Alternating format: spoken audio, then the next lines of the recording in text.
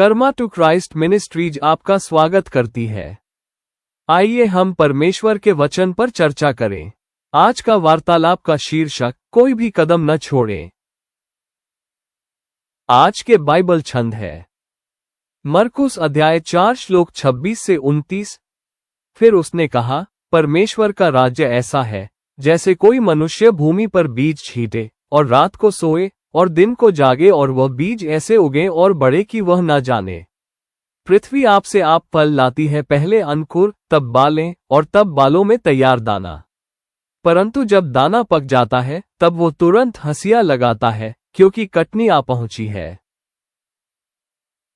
प्रकृति में स्वस्थ और फलदायी फसल पाने के लिए कुछ निश्चित चरण होते हैं जिन्हें छोड़ा या मजबूर नहीं किया जा सकता। निश्चित रूप से आधुनिक विज्ञान के माध्यम से हमें बड़े, तेजी से बढ़ने वाले और अधिक आकर्षक फल, सब्जियां और जानवर मिलते हैं। हालांकि हम सभी इस बात से सहमत हैं कि उनमें अब वह स्वाद या पोषक तत्व नहीं है जो परमेश्वर ने उन्हें दिए थे। हमारे आध्यात्मिक विकास की भी एक प्रक्रिया है जिसका सम्मान किया जाना चाहिए। मैं एक महिला चिकित्सक को जानता हूं जो वयस्कों के साथ काम करती है जिन्हें बोलने में दिक्कत होती है और साथ ही अन्य गहरी भावनात्मक समस्याएं भी होती है। वर्षों के शोध के बाद उसने एक ऐसी मशीन तैयार की जो वयस्कों को उपचार के हिस्से के रूप में बच्चों की तरह रेंगने में सक्षम बनाती है। तुरंत ही उनकी वाणी में बहुत सुधार होगा और वे अपनी भावनाओं को खुलकर व्यक्त करने में सक्षम होंगे। जाहिर है, इन वयस्कों ने शिशुओं के रूप में रेंगने के चरण को छोड़ दिया था, जिससे उनके मस्तिष्क के उन हिस्सों का उचित विकास प्रभावित हुआ जो संचार को नियंत्रित करते थे। जब आप यीशु के सामने आत्मसमर्पण करना चुनते हैं तो आपको एक प्रक्रिया से गुजरना पड़ता है। आप पहले तो खुद को बिल्कुल अकेला महसूस करेंगे। आपको नहीं पता होगा कि क्या हो रहा है या आगे क्या करना है। हालांकि बहुत जल्द ही आप वही करना शुरू कर देंगे जो परमेश्वर को पसंद है, और आप उस पाप को अस्वीकार कर देंगे जो कभी आपको आकर्षित करता था। उस पाप के बारे में चिंता न करें जो अभी भी आपको लुभाता है। बस अपने मन को परमेश्वर के वचन से भरना जारी रखें। यदि आप रातों रात पवित्र बनने की उम्मीद करते हैं तो आप शायद तब हताश होकर हार मान लेंगे जब आप परिपूर्ण होने में विफल हो जाएंगे। जैसे जैसे आप प्रार्थना करेंगे, परमेश्वर अपने वचन के माध्यम से, उपदेशों के माध्यम से, अन्य विश्वासियों के माध्यम से और यहाँ तक कि आपके दैनिक जीवन में होने वाली चीजों के माध्यम से भी उत्तर देना शुरू कर देगा। जितना अधिक आप परमेश्वर के वचन को पढ़ेंगे, उतना ही आप समझना शुरू करेंगे कि क्या लिखा गया है, और एक दिन जब पासबान किसी विशेष अंश पर उपदेश देगा तो आप संतुष्टि के साथ खुद से कहेंगे, मैं पहले से ही जानता था। न केवल परमेश्वर आपकी प्रार्थनाओं का उत्तर देना शुरू करेगा, बल्कि आप दूसरों के लिए प्रार्थना करने के लिए पर्याप्त साहसी होंगे। आपको अस्वीकार किया जाएगा, अपमानित किया जाएगा और मजाक उड़ाया जाएगा, लेकिन यह आपको अपने विश्वास में मजबूत बनाएगा, क्योंकि आप देखेंगे कि आपकी आज्ञाकारिता के कारण जीवन कैसे बदल जाता है।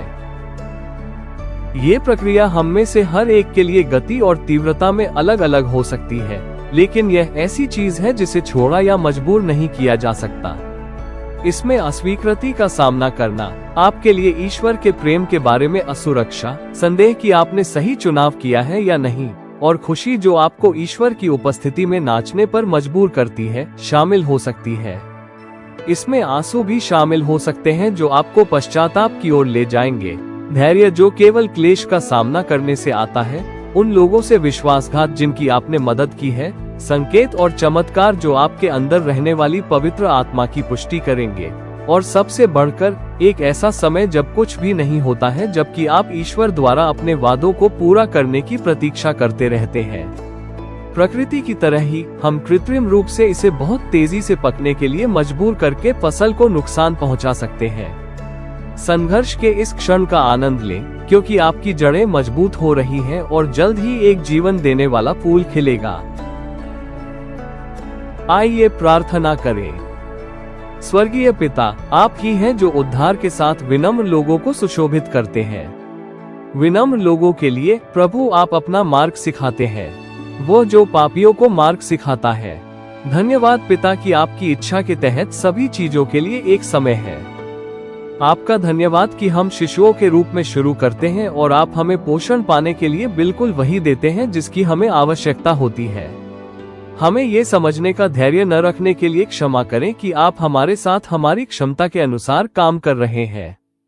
हम प्रार्थना करते हैं कि हम वर्तमान में जो कुछ भी सामना कर रहे हैं उसके कारण स्थिर या हतोत्साहित न हो। हे प्रभु, हमें सिखाएं कि हम अपने जीवन के हर चरण का अधिकतम लाभ कैसे उठाएं। हम प्रार्थना करते हैं कि हम हर प्रार्थना का उत्तर देने के लिए आपसे आशा करें। हमें वो विश्वास दें जो आपके राज्य के लिए काम करते हुए आपकी प्रतीक्षा करने के लिए आवश्यक है। हम यीशु के शक्तिशाली नाम में प्रार्थना करते हैं। आमीन।